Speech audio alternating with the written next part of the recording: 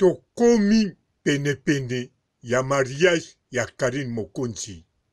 Tokomi pe penepene ya makambo ebele oyo elingi esalama. Mpote ba papa, ba mama, bandeko. Mpote ba rando na ba randonnette. Mpote bato oyo balingaka rando na ba oyo balingaka rando te. Mpote ba jeune garçon na ba jeune fille. Mpote bana mike na ba bebe. Mpote ba Sainte Noirite, Sainte Thérèse, Sainte Ingrid Kabongo.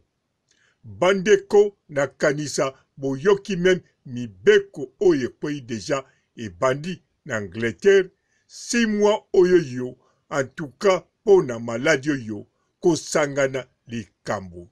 Babar ekokangama van, baboite koloba te, bongo basali ya fete ezande likambo. Enterrement babakisi nombre bato, me eza kaka muke. Elingi koloba oyo nyonso akobala na kati Angleterre somo. Alors na France pe balali te, na Europe nyonso pe balali te.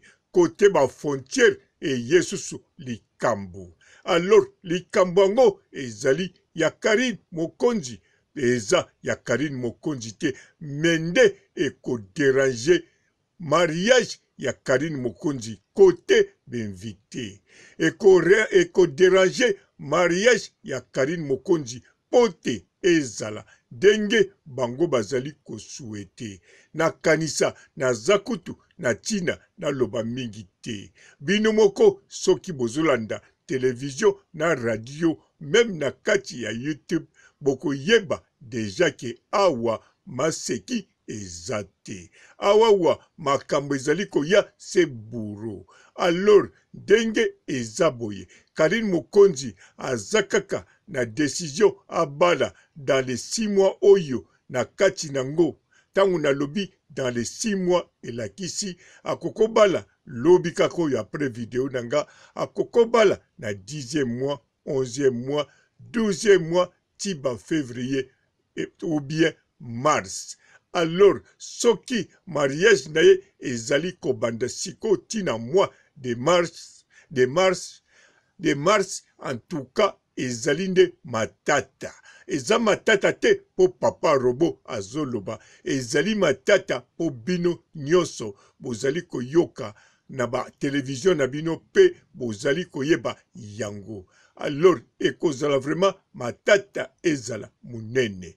Na yebite soki Karine Mokonzi bako tchakaka jour wana mariage ezala to bako chanze mokolo. Wana pe eyebani te, me nyonso tozakaka kotala, toza kotala denge bango bakomemela yango. Bango nde bazali bamikolo mariage.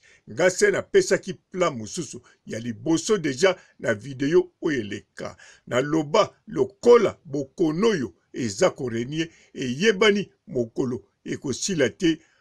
Ka mariage ya Karine Mokonzi to konte na biso te ekozala na plus de 100 personnes, to plus de 50 personnes. Parce que na yebi deja ke maladi oyo ekozala toujours kobangisa pe kozala na ba précaution ebele. Bakozwela yango ba précaution ya ndenge na ndenge yango pe tozali komona bandeko. Yango wana bolemba te maputa babubu foko tongisa. Bobebisa pe espoir te, me bolekisa persévérance te, bolekisa bafua te to bapumo pamba te oyo ezali réalité. Makambu te to vivre na ndoto. Ata to lali na mabele, to baluki na mabele, na yebike nzambe soka linge salama eko salama.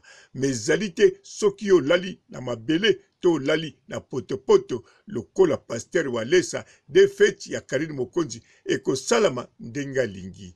Liboso soko lingi olala na mabele to na potopoto lala po maladi oyo esila ezwa solution batu bazonga na vie normale wana makambo ekokende normal. Mais pour le moment, en tout cas, mariage ya Karine Mokonzi na kanisa ezakaka na jour bango batiaki. Sikoyo nde ndenge scène ekopase na fête modèle ekopase. En tout cas, wana ekoko chanze na n'importe quel moment parce que Karine Mokonzi na ya ye mobali pa feli tigre noir na ndimite ke baza kolanda situation ya mokili oyo te pe na ba conseiller na bango na ba famille pamba te mariage ezali bango mibale baza kobalana mena sima na bango eza na ba famille eza na ba marraine na ba parraine alors eza na ba conseiller ebele oyo baza kolanda situation ya mokili oyo. A part kolanda situation ya mokili oyo, bango nyonso pe baza na keba pona maladi oyo. Baza komibatela pona maladi oyo. Yango wana bakosangana pona kosangana te na désordre te pote bazonga na ba maladi to bakabola maladi e kabwana ndengwana. Bakolinga batu nyonso bakoya na feti. A part après avoir passé ensemble, ko fêter mariage ya Karine Mokonzi, bazonga pe ne sengo pe na kimia.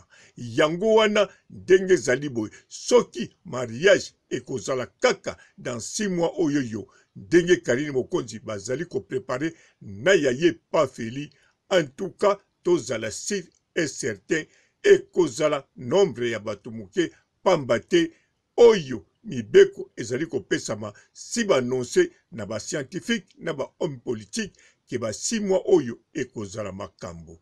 Ngai pe soki na annonçango avant parce que na yebaki ke soki to koti septembre ba grippe e bandi. Lokola pe maladi oyo eza kombo moko e bandi na wana kaka grippe alors elakisi yango pe e bandi. Yango wana na ye poto kabola esengo na prudence oyo ya mariage ya Karine Mokonzi.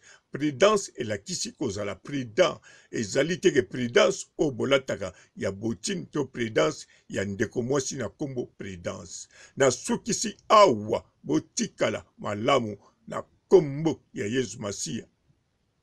Ciao.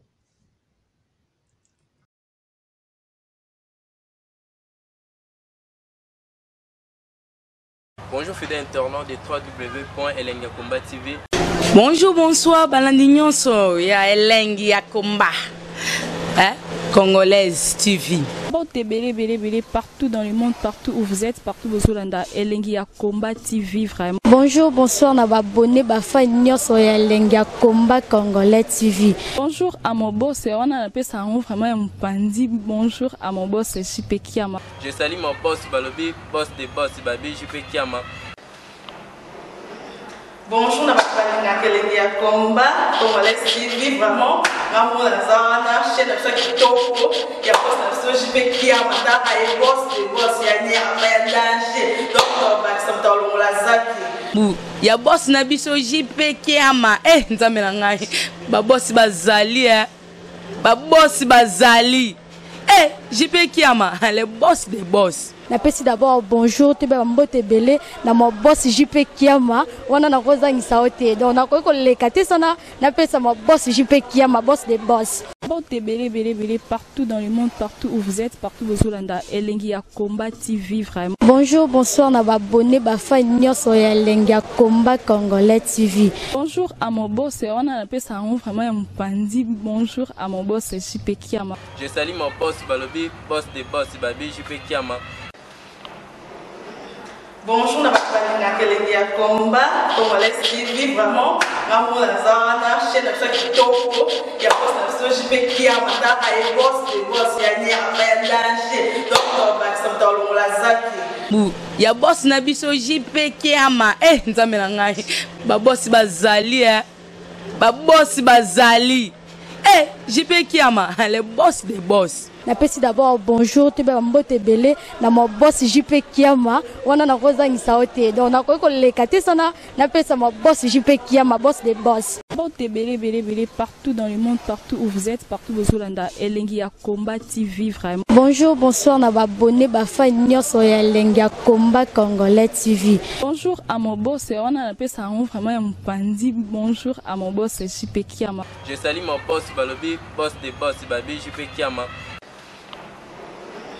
Bonjour, na bakali na Elengi ya Combat Congolais TV vraiment. Ngamu na zawana chaîne na chaque kitoko ya boss na JP Kiama ta ay boss des boss ya ni ya danger. Donc ba ça tolo la zaki. Bu ya boss na biso JP Kiama nzambe na ngai ba boss bazali ba boss bazali JP Kiama le boss des boss. Napesi d'abord bonjour te ba mbote belé na mo boss JP Kiama wana na kozangisa ote donc na ko leka te sana napesa mo boss JP Kiama boss des boss.